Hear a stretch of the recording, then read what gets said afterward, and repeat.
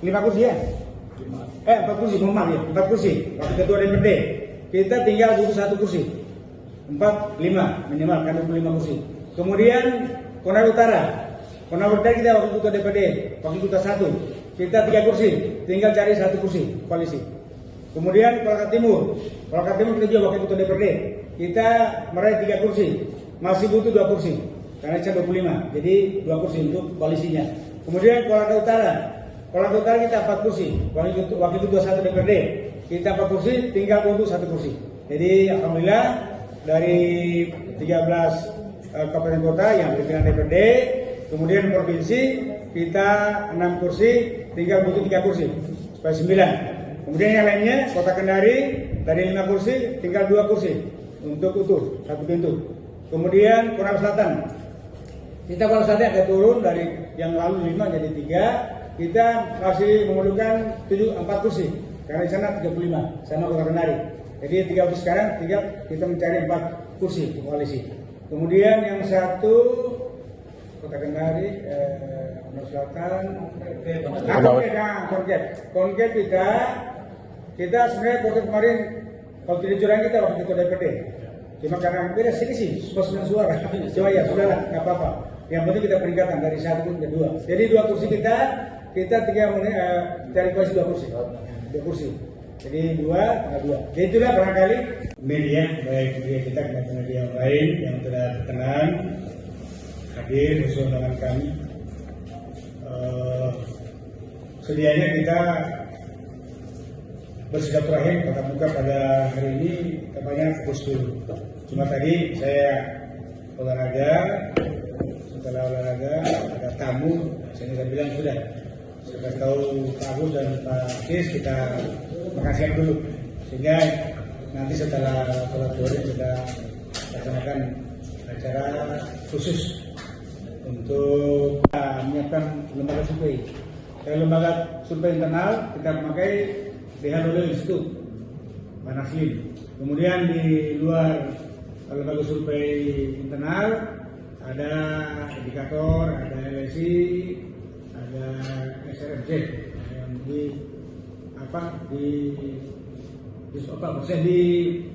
diberikan. Artinya masing-masing parpol untuk menggunakan lembaga survei yang diarahkan itu. Nah, setelah selesai survei itu sekira 2 minggu sampai 3 minggu. Jadi kalau kita seleksi bulan 5, ini kan bulan 5. Jadi paling lambat akhir bulan 5 sudah turun survei. Menyotor, maka nama-nama yang sudah mendaftar kita akan panggil langsung. Panggil langsung tanggal 5 harus berangkat. Kalau tidak sanggup ya kita tahu, karena sudah cukup kita berikan artinya waktu mulai tanggal 20 sampai 25, kemudian 20 sampai tanggal 2. Gitu ya. Nah, kemudian surat tugas yang apa yang adakah DPC yang Sulawesi Tenggara PD Perjuangan tertinggi 81 kursi. Ya, cara deh kursi ya. Yang kedua Nasdem dan Golkar 65 kursi. Kemudian yang ketiga Gerindra, bukan Nasdem sama Golkar. Kemudian Gerindra 53 kursi. Kemudian Demokrat 41. Nah, seterusnya cuma di bawah 40. Jadi kami dari 17 kabupaten kota, 13 kabupaten kota adalah pimpinan DPRD yang tertinggi. Jadi 7 kabupaten ketua DPRD. Apa saja itu? Ketua DPRD pertama Pak Katobi tanpa koalisi, dia 9 kursi, minimal 5. Nah, catat. Yang kedua Betul Selatan tanpa koalisi, dia 7 kursi, minimal 5. Kemudian Betul Tengah 5 kursi, pas tanpa koalisi. Karena 25 kursi jadi 5 pas. Kemudian Muna, Kabupaten Muna yang ketua DPRD. Muna itu 5 kursi, kita ketua DPRD. Cuma di sana 30 kursi, maka kita masih membutuhkan 1 kursi penambahan 5 tambah 1. Kemudian Muna Barat, ini ketua DPRD. Muna Barat kita meraih kursi dari 2 ke 5, utuh, pas tanpa koalisi.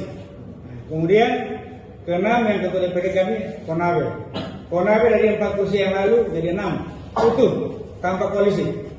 Kemudian Kolaka kemarin dari 4 ke 5. Kita ketua DPRD, kita butuh 1 kursi lagi, Salamuna. Jadi 6. Ya itu yang utuh, yang tinggal menambah 1 kursi bagi Kolaka dan Salamuna. Yang lainnya utuh 1. Kemudian yang wakil ketua DPRD.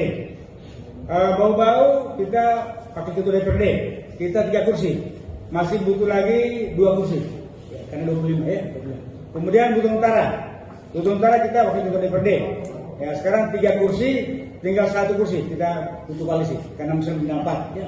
Kemudian Bombana mengetahui wilayah di mana dia akan bertarung, kemudian dikenal masyarakat. Kemudian yang kedua tadi elektabilitas atau dengan survei. Kemudian yang terakhir ketiga adalah isitas. Di PD Perjuangan tidak ada mahar. Terusnya tidak ada mahar. Kita tidak memungut mahar. Misalnya yang lain ada berapa 1 kursi. Kita nilai misalnya kalau kabupaten kota ada yang barangkali kisaran 500 1 kursi. Kalau PD Perjuangan tidak pakai penyewa. Cuma yang kita wajibkan untuk dana saksi. Itu aja. Jadi jaminan uang saksi, tapi itu uang saksi dikembalikan. Nah, itu. Jadi kembalikan untuk calon. Dia menyetor sebagai bukti bahwa dia mampu.